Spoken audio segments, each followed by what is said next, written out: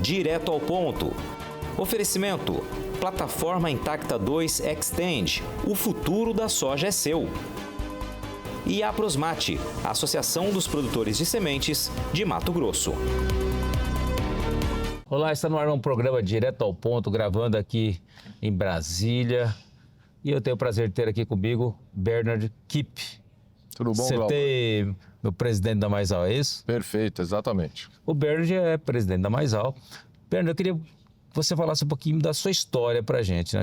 Mas só para relembrando aqui, você já foi diretor de um monte de coisa, você é produtor hoje, né? Então não está pegando na enxada, mas é produtor. E me fala um pouquinho da sua vida. Glauber, eu nasci com meu pai, um empreendedor que acreditou muito no agro brasileiro. A gente tinha muitas fazendas, meu pai trouxe irrigação para o Brasil, né? Ele foi o fundador da Asbrasil.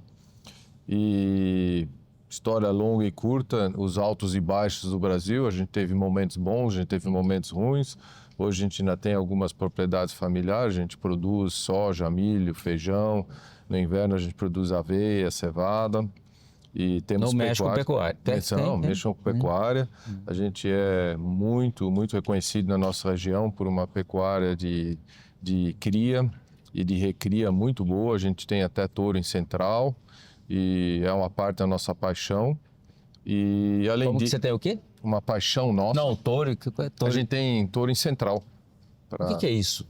Touro em Central é que eles coletam o sêmen dele e depois fazem a inseminação. É, no fundo, um grande orgulho quando você tem na tua própria cria um touro que é escolhido para ir para uma central. A gente está dentro do programa Pint, que é um programa de seleção de gado muito legal. E fora isso, evidentemente, sempre trabalhei na irrigação.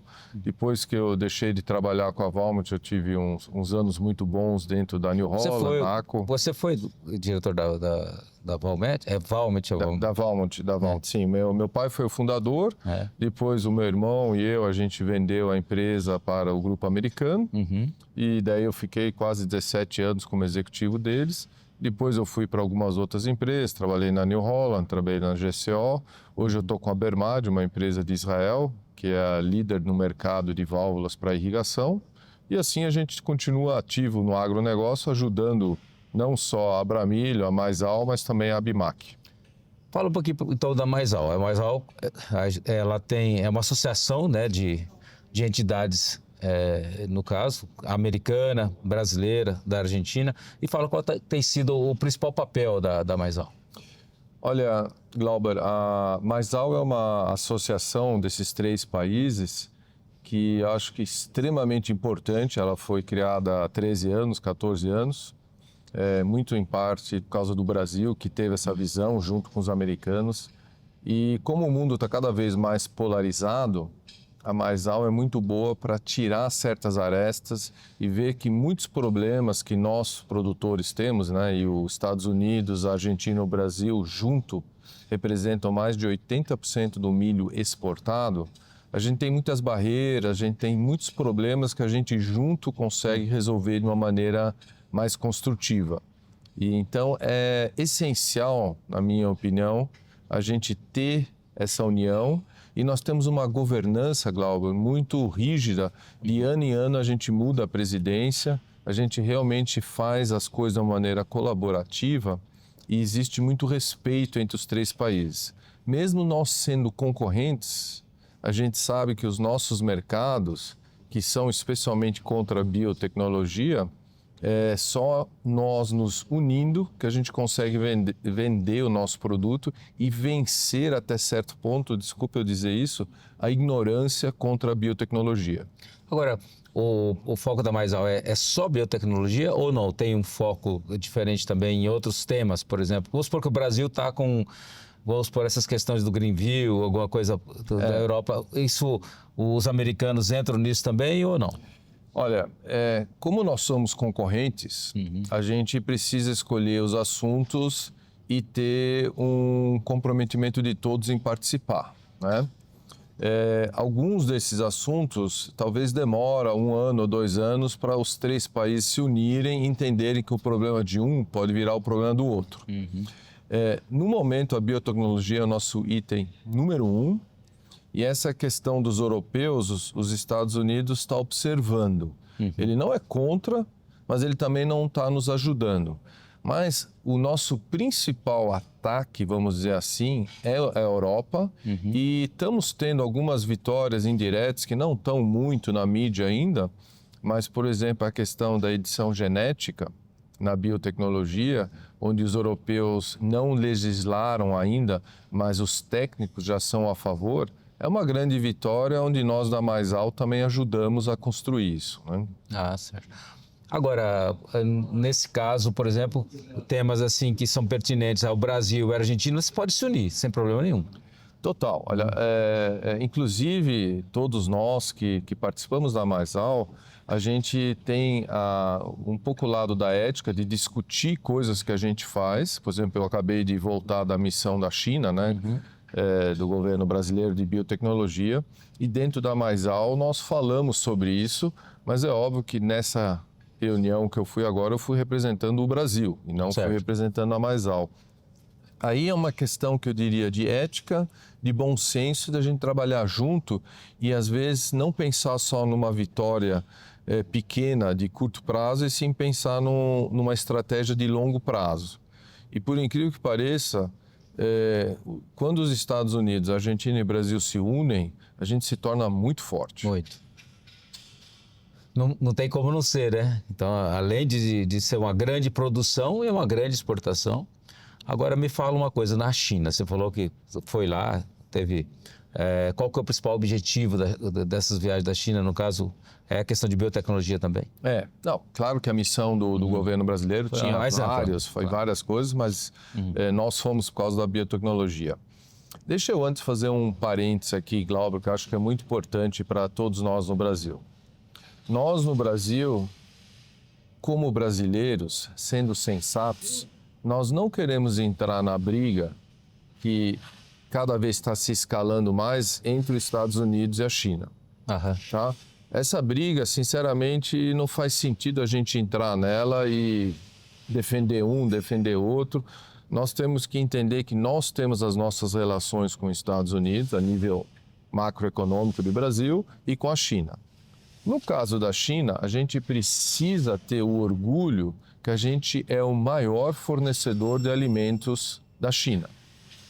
E além de a gente ser o maior, representando 25% do que a China compra, o segundo, terceiro e quarto lugar, juntos, não chegam em 25%.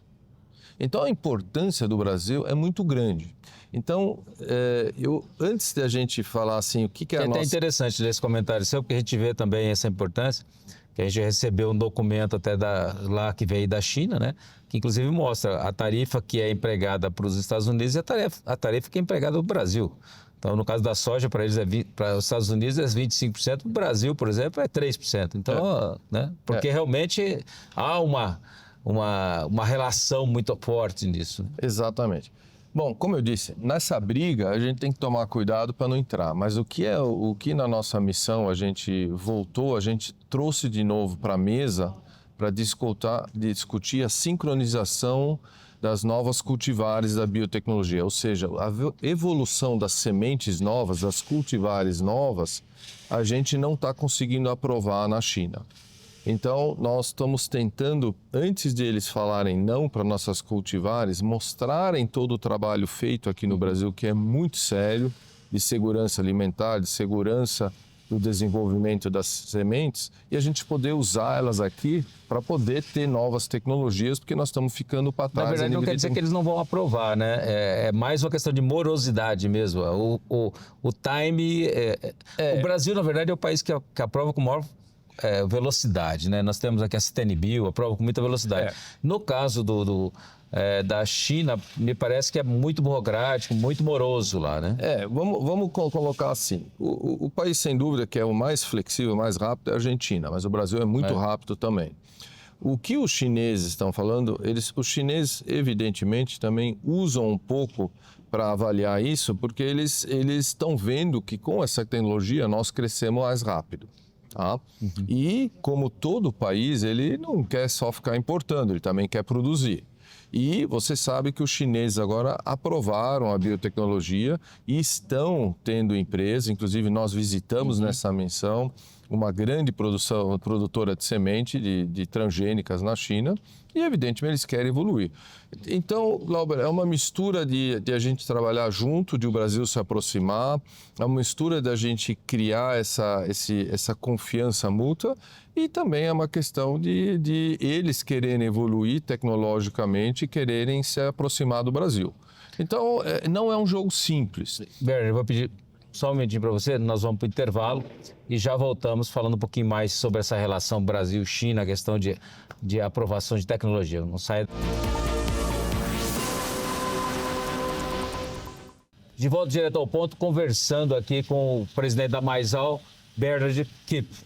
Bernard, a gente estava falando essa questão, principalmente da China, deles estarem aprovando tecnologias lá e, de repente, isso possa estar segurando um pouquinho a aprovação daqui. Porque, querendo ou não, eles estão querendo produzir mais lá. É um desafio deles, né? Sem dúvida. Agora, isso é preocupante um pouco para a gente, ou não? No caso do milho, nós exportamos um monte de gente. Você acha que isso é preocupante ou realmente o desafio lá não é tão fácil? Olha, eu diria assim, número um, o assunto é um pouco mais complexo, não tem só uma ou duas dinâmicas, tem várias dinâmicas.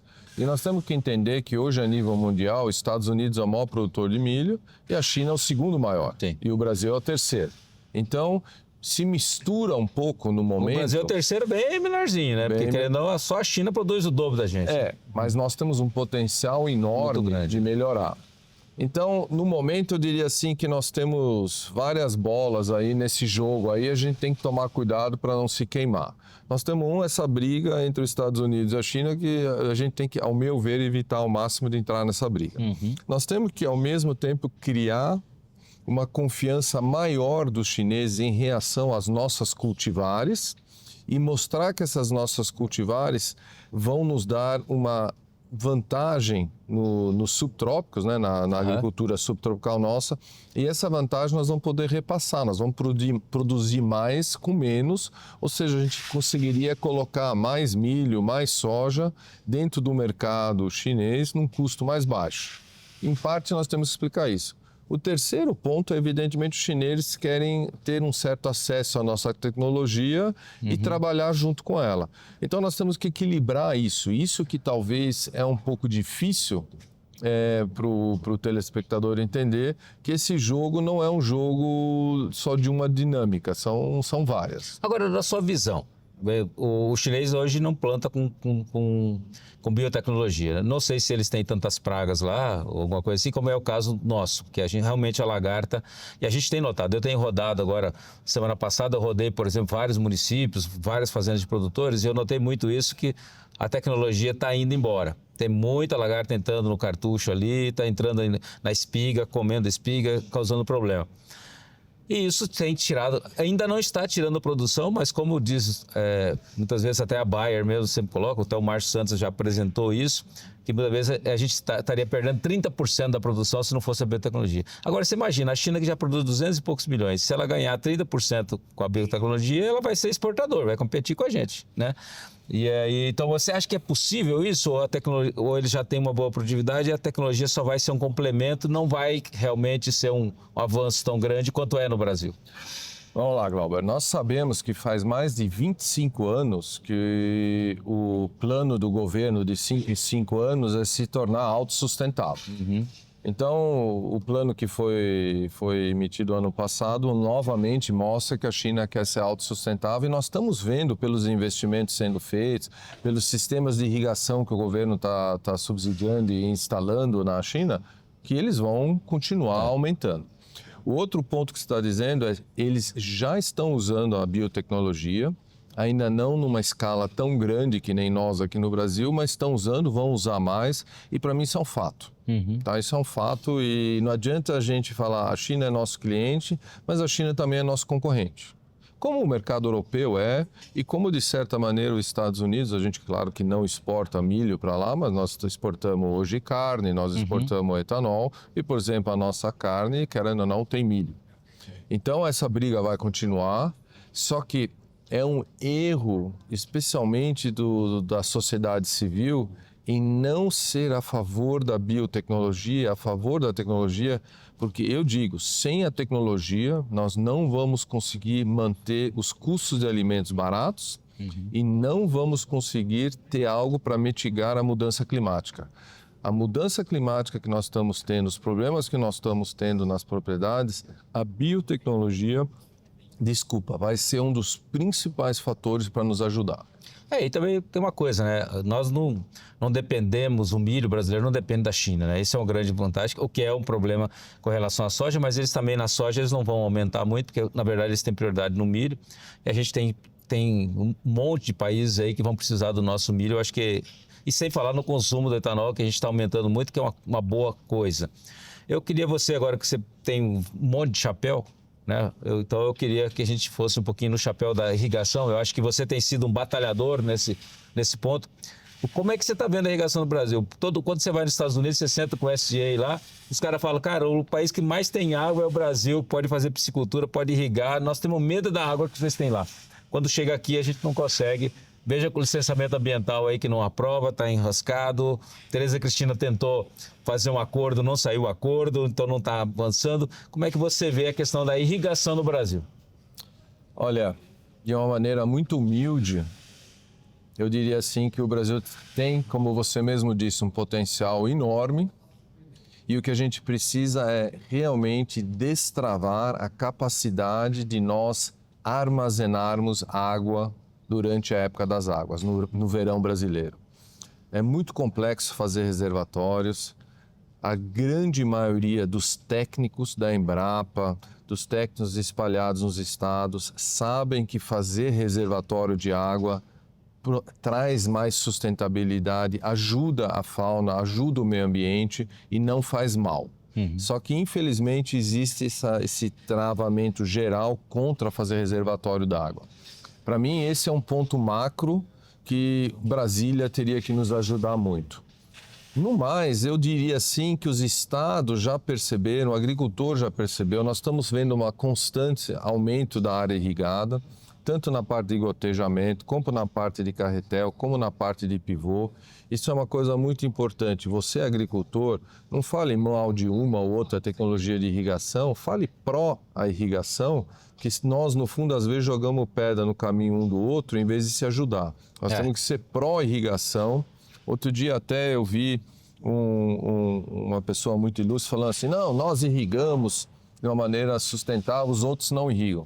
Vamos ajudar o nosso vizinho que talvez não faça isso, mas não falar mal. Vamos nos unir, porque a irrigação e a armazenagem são os dois itens que, se a gente melhorar isso nos próximos anos no Brasil, nós vamos ser imbatíveis. Agora, na questão da irrigação, você que é um especialista, qual que é o principal gargalo? É custo de equipamento ou custo de energia? Para trazer assim, para viabilizar. Hoje, eu diria assim que com o desenvolvimento, as novas tecnologias da energia solar, tá? A energia solar se tornou bem viável. Nós estamos fazendo alguns testes e uns trabalhos muito bonitos na Bahia, com baterias. Eu diria assim que sim, a energia é um custo grande, é pesado, mas ele não é mais um problema tão grande que nem no passado, tá? A questão do financiamento dos equipamentos, sem dúvida, é um item importante. Mas o mais importante continua a gente fazer reservatório d'água. O maior entrave hoje para esses projetos grandes de longo prazo é você poder confiar em investir nessa infraestrutura. Imagina, o que acontece nas fazendas? Eu preciso fazer um reservatório, seria como fazer uma estrada. Mas daí eu faço a estrada e não sei se eu vou poder receber autorização de andar com o carro em cima dessa estrada. Então, a gente tem que conseguir destravar isso. Isso eu diria que a longo prazo é mais importante. No mais, estamos caminhando, tá? E eu acredito, eu tenho bastante confiança que nesse plano safra agora vai se dar um incentivo maior para o pequeno e médio produtor, porque se sabe que esses agricultores pequenos, eles até têm um retorno ainda mais rápido em cima da irrigação do que só na produção de grãos. Bernardo, nós estamos indo para o final. Eu queria que você falasse de forma breve para a gente como é que você que viaja bastante, acompanha, você que vai muito para a Europa, vai para Israel, você que vai para a China, vai para tudo que é lugar, na África. a questão da agricultura do Brasil. A gente está conseguindo levar uma mensagem de sustentabilidade ou não? Olha, sem dúvida, os nossos amigos do algodão estão fazendo um trabalho fantástico a nível de mundial. Nós da Abramilho com a Maisal também. Eu acho que a sociedade civil brasileira está começando a entender que o nosso agronegócio é muito sustentável e nós, agricultores, também estamos nos representando melhor. Nós estamos evoluindo, tá? E, do outro lado, nós estamos vendo regiões que na Europa com dificuldades, entendendo que a crítica que eles faziam a nós não era uma crítica com fatos, era uma crítica muito emocional, para mim, até certo ponto, Glauber, até às vezes mentirosa, né, sem ter fatos. E então eu acho que nós estamos no caminho certo. O que nós não podemos é parar. E o que eu talvez diria assim, o que é o mais importante, a gente não pode entrar nessa polarização. Nós temos que nos manter sensatos, trazer fatos, ser coerentes, mostrar a realidade e evoluir com isso. E não ficar jogando pedra em quem joga na gente, e sim trabalhar, mostrar o nosso trabalho, que nós somos bons, nós sabemos o que fazemos e não precisamos ter vergonha nenhuma do que a gente faz. Ou seja, inteligência e ciência, né? Exatamente. Muito obrigado aí por sua presença aqui no meu programa. Muito bom estar aqui de novo, Glauber. Obrigado. Eu que agradeço. Tá aí, mais uma entrevista super especial para você. Obrigado pela companhia. Até o próximo programa.